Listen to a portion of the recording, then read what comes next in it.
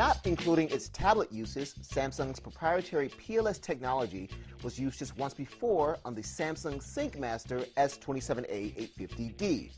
However, that monitor was geared towards professionals, but now Samsung has finally given us consumers a monitor that uses the panel tech as well.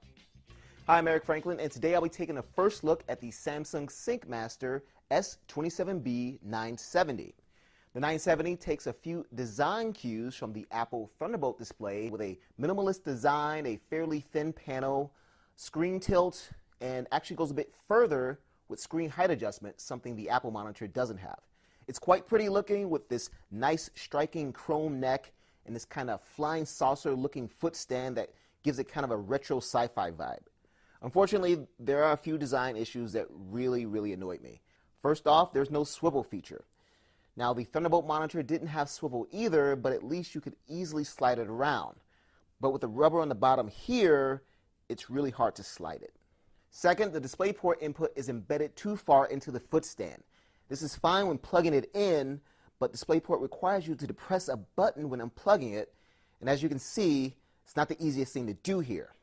Actually, it's almost impossible unless you have razor-thin fingers or a CD you're willing to sacrifice. The monitor just kind of gets in the way of itself. Finally, the cover of the footstand can easily be pulled off from the front like this.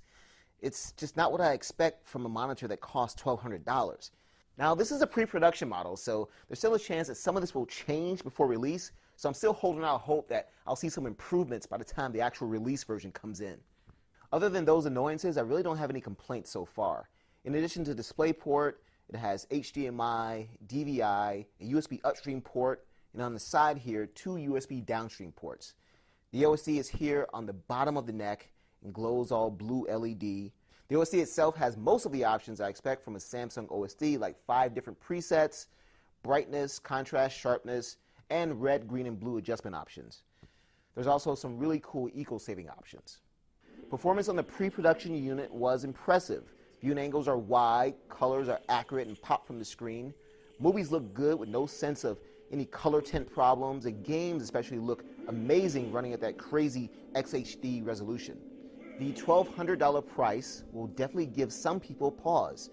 Last year, Samsung released the T27A950, and while that monitor's performance wasn't as impressive, it included Samsung's Smart Hub, which provides streaming video, games, and apps, including Netflix, Hulu, Facebook, and Twitter. As the first consumer PLS display, the 970 should have had those options. Well, that's my first take. Look for a full written review with a final verdict in the weeks to come.